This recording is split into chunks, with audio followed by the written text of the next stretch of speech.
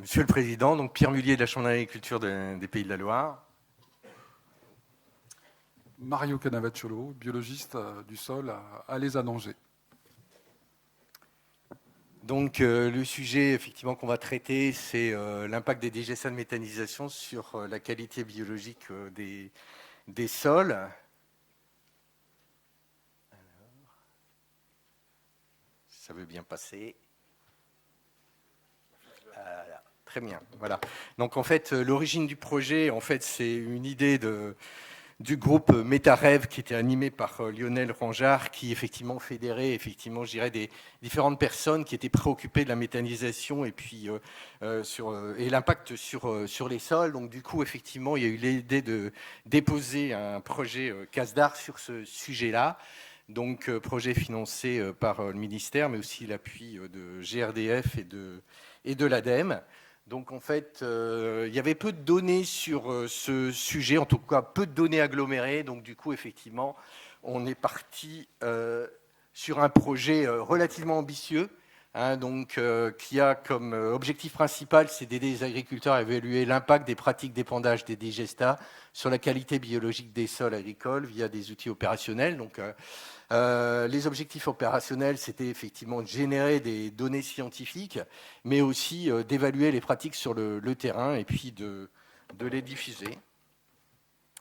Voilà, alors donc 3 volets dans, je dirais, notre projet, ce qui fait sans doute l'originalité du projet, c'est qu'effectivement, on a mis en œuvre des expérimentations analytiques en laboratoire. Donc là, on est vraiment sur le court terme, dépendant effectivement, je dirais, des conditions extérieures. On a un volet, je dirais, intermédiaire sur des sites expérimentaux. Donc 3 sites expérimentaux, un sur la Bretagne, donc à Eiffel, un à Colmar, et puis un à Obernai. Et puis le dernier volet, sans doute l'originalité du projet, c'est qu'on a effectivement essayé d'évaluer le poids des pratiques des agriculteurs face effectivement, je dirais, à l'impact biologique spécifique des apports de digestat sur l'activité biologique des sols. C'est sans doute là, effectivement, l'originalité de notre projet. Donc, Monsieur le Président, on a effectivement décidé de donner la priorité aux résultats agglomérés intermédiaires donc, pour ce comifère. Voilà, donc en fait, là, Mario va nous présenter les résultats en test laboratoire oralement, et puis vous avez les premiers résultats sur le volet 2, donc sur les sites expérimentaux, qui sont présentés sur 2 panneaux, donc à l'extérieur. Et il y a aussi un panneau sur la méthodologie de notre volet 3, c'est effectivement l'approche des pratiques globales des exploitations et son poids par rapport, effectivement, je dirais, à l'impact sur la qualité biologique des sols. Alors, nos indicateurs qui ont été utilisés sont des indicateurs qui sont sur base des indicateurs qui ont été prouvés dans Agrinov, mais aussi complétés. Donc il y a les indicateurs sur l'état physico-chimique des sols, donc les analyses classiques, des indicateurs sur les communautés biologiques, avec la microbiologie des sols et des nématodes et lombriciens. Il y a des indicateurs de fonctionnement, notamment effectivement avec les formes et la quantité de carbone, Roqueval, mais aussi sur les litter bags. Et on a rajouté des indicateurs sanitaires sur les pathogènes.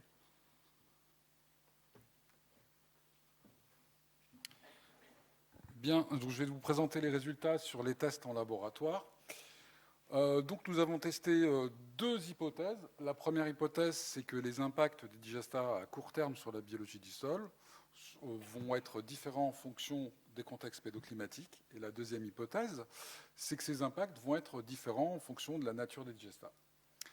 Alors pour ça, on a mis en place un plan d'expérience à 2 facteurs. Le premier facteur étant le type de sol avec 3 modalités. Et le deuxième facteur étant nos différents apports avec 6 types de digestats, en lien d'ailleurs avec la typologie de la présentation qui a été faite précédemment, qu'on a comparé à 2 effluents non digérés, un témoin minéral et un témoin sans apport organique. Alors, dans ces expérimentations, on n'a réalisé qu'un seul apport et des expérimentations qui ont duré 42 jours. Alors, on a mis en place 2 dispositifs expérimentaux qui sont adaptés à l'ensemble de ces bioindicateurs. Donc les premiers en microcosme, alors ce sont, comme vous pouvez le voir sur la photo de gauche, des piluliers avec le sol, les différents sols, les apports, et ici en incubation, on s'est intéressé aux pathogènes, aux communautés microbiennes des sols et ainsi qu'à la physico-chimie des sols. Dans les microcosmes, on a réalisé des apports équivalents à 25 tonnes hectares. Le deuxième dispositif, comme vous pouvez le voir sur la droite, sont des mésocosmes. Alors, ce sont des colonnes de sol reconstituées, où là, on s'est intéressé à la dégradation de la matière organique fraîche, aux nématodes libres du sol, aux lombriciens, ainsi qu'à la physico-chimie. Et pour les mésocosmes, on a réalisé des apports équivalents à 35 tonnes hectares. Bien, alors pour les sols, nous avons choisi des sols présentant des textures différentes. Comme vous pouvez le voir sur le triangle des textures, on a un premier sol qui va être limono-argileux, pour le deuxième sol, un sol sableux, et le troisième, un sol limoneux. Alors, c'est les sols qui n'ont jamais reçu de digestat auparavant. Au-delà des différences de texture, ces sols présentent aussi des profils chimiques différents. Le sol limono-argileux, ici calcaire, présente un pH alcalin. C'est le sol qui va présenter aussi les teneurs en carbone, en azote et en phosphore les plus élevées, ainsi qu'une CEC importante. Pour les deux autres sols plus légers, donc sol sableux et limoneux, on est ici sur des sols qui sont légèrement acides. On peut noter aussi que les teneurs en carbone et en azote pour le sol limoneux vont être très légèrement supérieurs à ceux du sol sableux. Bien, ici, on va s'intéresser aux différentes caractéristiques des digestats qu'on a utilisés en lien avec les intrants qui ont alimenté 4 sites de méthanisation que nous avons retenus ici dans cette expérimentation. Alors ici, sur ces histogrammes, on a des compositions pondérales ici des différents intrants. Et pour le premier site de méthanisation, donc le plus à gauche ici, on a essentiellement du fumier de bovin pour 85%. Et pour ce seul site de méthanisation, on s'est intéressé aussi au digestat brut, mais aussi au digestat liquide et au digestat solide provenant d'une séparation de phase. Alors, pour simplifier les choses, les codes qu'on utilise ici, c'est FUMB-DB, DL et DS pour brut, liquide et solide. Pour le deuxième site de méthanisation, on a ici 45% de lisier de canard, on a 40% de biodéchets et 10% de graisse. Le code qu'on utilise ici va être l'IGDB ainsi que le canard comme pictogramme. Pour le troisième site de méthanisation, on a une composition ici mixte avec une base de 50% de fumier de bovin. On a 10% de lisier non ruminant, 15% de végétaux, 15% de biodéchets et 5% de graisse. Le code qu'on utilisera ici sera FUMIADB ainsi que le pictogramme, vous pouvez voir en dessous. Pour le dernier site de méthanisation, là, les intrants sont exclusivement de type végétaux. Le code qu'on utilise ici, CIFDB, ainsi que le petit pictogramme en dessous. Donc ces 6 digestats ont été comparés à 2 effluents non digérés, un fumier de bovin, un lisier de porc, mais aussi à une fertilisation minérale, ainsi qu'un témoin sans apport qu'on appellera eau pour le reste des présentations. Bien, alors je vous présente que les résultats ici des mésocosmes, avec ici un apport qu'on a réalisé à équivalent de 35 tonnes hectares. Première question, finalement, qu'a-t-on apporté dans ces mésocosmes? Donc dans ce tableau, vous avez ici en ligne les différents digestats ainsi que les 2 effluents non digérés et les différents types d'apports, donc les différentes quantités qu'on en colonne. Donc effectivement, on parle bien de digestats au pluriel, où on a des digestats qui vont présenter des compositions chimiques différentes, déjà en termes de teneur en matière organique. Alors sur la troisième colonne, vous avez le carbone organique total. Alors on a utilisé un code de couleur ici jaune clair qui ne se voit pas très bien, et jaune foncé. Alors jaune clair pour les valeurs les plus faibles et jaune foncé pour les valeurs les plus fortes. Donc ici, pour le carbone organique total, on va de 20 kg/hectare pour le lisier de porc à quasiment 300 kg pour la phase solide du digestat de fumier de bovin. Des différences aussi en termes de caractéristiques de cette matière organique, avec pour le rapport C sur N, des valeurs allant de 0,8 pour le digestat de lisier de canard et graisse, jusqu'à 22,5 pour la phase solide du digestat de fumier de bovin. Des différences aussi en termes de disponibilité de l'azote organique et minéral, Alors pour l'azote total, on a des valeurs allant de 77 kg/hectare pour le lisier de porc jusqu'à 195 environ pour le digestat de lisier de canard et de graisse. De même pour l'azote ammoniacal, on a des valeurs s'échelonnant de environ 16 kg à l'hectare pour le fumier de bovin jusqu'à 130 kg pour le digestat de lisier de canard et de graisse. Bien, je vais vous présenter maintenant l'évolution finalement de la chimie du sol après 42 jours en mésocosme. Alors ici, évolution de la chimie du sol dévolue à ces différents types d'apports. Donc pour ça, on a réalisé ce qu'on appelle une analyse en composantes principales un peu particulière qu'on appelle intragroupe pour se focaliser ici sur les apports. Et vous avez donc ici le plan factoriel, ici F1, F2 de cette analyse, avec un premier axe factoriel donc à l'horizontale, où on a essentiellement ici un gradient d'azote total et de carbone total. Le deuxième axe factoriel, donc qui est à la verticale avec des variables entourées en vert, va opposer le pH en haut et le rapport C sur N, on va donc l'opposer sur l'axe 2, à la concentration en nitrate dans les sols. Si maintenant on s'intéresse à l'évolution finalement des différentes modalités en comparaison à la modalité sans apport, donc ici le plan factoriel de nos individus et des différentes modalités, donc vous avez en rouge à droite la modalité O, donc modalité sans apport, et on peut voir, suivant la flèche rouge, donc qui va être le long de l'axe F1, un enrichissement en carbone et en azote qui va être le plus important pour les trois phases correspondant au digestat de fumier de bovin, ainsi que pour le digestat mixte fumier ADB et le digestat de lisier de canard et de graisse, LISGDB. Sur l'axe 2, et toujours en comparaison à cette modalité O, donc là vous pouvez suivre la flèche verte qui va être le long de l'axe F2, on va voir qu'on a une acidification du sol et une diminution du rapport C sur N qui va être la plus importante pour le digestat mixte fumier ADB, ainsi que pour le digestat de lisier de graisse et de canard. Conjointement donc, à cette acidification et diminution du rapport C sur N du sol, on va aussi avoir un enrichissement en nitrate plus important pour le digestat mixte fumier ADB, ainsi que pour le digestat de lisier de canard et de graisse. Ensuite, concernant les résultats sur nos bioindicateurs, donc dans les mésocosmes, nous avons introduit dans chaque mésocosme 2 individus d'une espèce anécique, Aporectodella longa, qui a été introduit, mais après 10 jours du démarrage de cette expérimentation. Alors, on ne montre pas d'effet significatif des digestats sur les conditions de survie des lombriciens, mais plutôt, on observait des pertes de poids, mais qui ont été présentes dans toutes les modalités, donc qui sont plutôt liées aux conditions expérimentales. Donc ici, on conclut qu'au contact avec un sol qui contient des digestats, les vers de terre anéciques n'ont pas révélé, en comparaison à d'autres effluents ou à une fertilisation minérale, de différence. Toutefois, il est important de noter ici qu'on n'a pas testé l'effet direct de l'épandage d'un digestat sur le sol, sachant que les lombriciens ont été introduits 10 jours après le démarrage de l'expérimentation. Bien ici, maintenant, les résultats en ce qui concerne les nématodes libres. Donc, je vais vous présenter une série de tableaux sur les différentes slides. Alors, les tableaux présentent toujours en ligne les sols et en colonne les différents apports.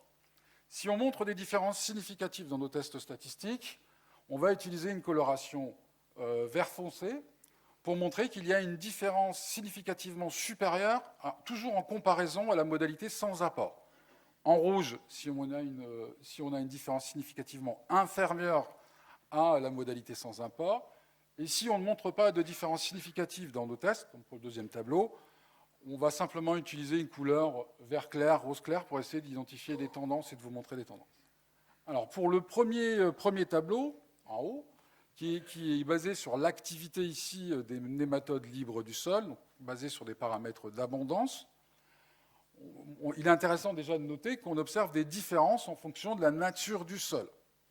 Ensuite, on montre par exemple que c'est pour le sursol limono-argileux et sursol sableux, que c'est le fumier qui va présenter une activité supérieure à la modalité sans apport. Ensuite, on montre qu'il y a un effet du fractionnement du digestat. Notamment, on peut voir la phase solide du digestat de fumier de bovin qui va présenter une réponse finalement assez proche de celle de l'effluent, donc le fumier non digéré. Pour le deuxième tableau, correspondant cette fois-ci à la diversité fonctionnelle de ces différents organismes, ici les nématodes, on ne montre pas de différence significative, donc de l'impact des digestats sur cette diversité. Toutefois, il est intéressant de noter que pour la phase liquide du digestat de fumier de bovin ainsi que pour le lisier de canard et de graisse, on a toujours des valeurs qui sont inférieures à la modalité sans apport. Maintenant, sur l'utilisation donc ici des litter bags pour mesurer la dégradation de la matière organique fraîche, les réponses ont été identiques pour les trois types de sols.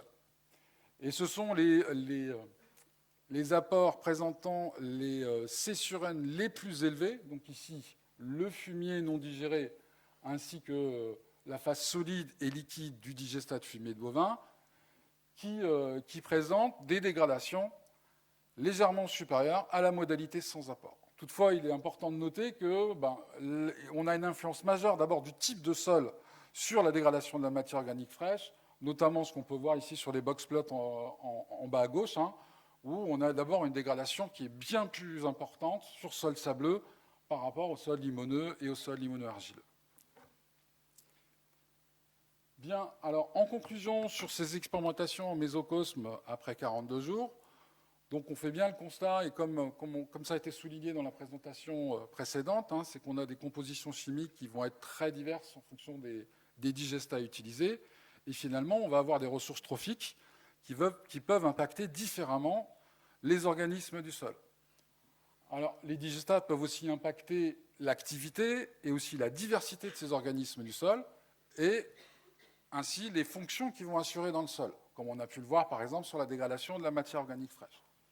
Donc on met en avant aussi les valeurs de C sur N et la teneur ammoniacale, que ce soit pour des digestats ou pour des lisiers, qui semblent influencer de manière prépondérante cette biologie du sol. On note aussi que l'impact des digestats est différent en fonction de la nature du sol. Notamment, on a pu voir l'importance du pH. Alors, j'ai oublié de le signaler, mais l'acidification a été la plus importante donc l'acidification des sols a été la plus importante sur le sol limoneux, donc celui qui était initialement déjà avec un pH légèrement acide, et qu'on a aussi une importance de la texture du sol. Donc en conclusion, il apparaît donc nécessaire de s'intéresser à la typologie des digestats, et donc là je fais référence à la présentation qu'il y a eu précédemment, et de s'intéresser donc à cette typologie des digestats et de leur composition chimique pour raisonner les apports en fonction de la nature des sols. Alors, je vais poursuivre avec le second volet, dont les résultats sont présentés sur les panneaux à l'extérieur. Donc là, en fait, on est plus sur l'évaluation donc à moyen terme sur 3 sites expérimentaux qui épandent depuis un certain nombre d'années des pros, dont des digestats. Donc on a fait effectivement des prélèvements pour identifier, pour analyser les indicateurs qu'on vous a présentés ci-dessus. Donc on était sur une hypothèse d'impact différent selon le contexte pédoclimatique, la nature des digestats ou l'historique de fertilisation et l'épandage de la parcelle. Donc globalement, en fait, on s'aperçoit que les résultats deviennent significatifs après 8 ans et se positionnent d'une manière très logique entre les fumiers et les lisiers ou le minéral. Et le dernier volet, le poids de nos pratiques d'agriculteurs, donc au travers des prélèvements faits sur 78 fermes, donc en Bretagne, Pays de la Loire, en Bourgogne, en région PACA, mais aussi en Occitanie. Donc l'idée, c'est de voir le poids des pratiques agronomiques, mais aussi de l'historique des parcelles sur, effectivement, je dirais, par rapport à l'impact sur la vie biologique des sols. Donc on est en cours d'exploitation, effectivement, des enquêtes et des résultats. Les résultats finaux de nos travaux seront présentés lors d'un colloque de restitution le 25 juin 2024 à Dijon. Donc vous pouvez déjà prendre date. Voilà, Monsieur le Président, pour notre présentation.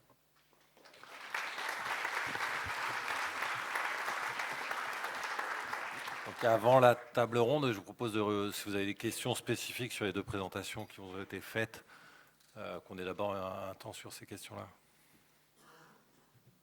Alors je suis très mauvais pour désigner la jeune femme d'abord.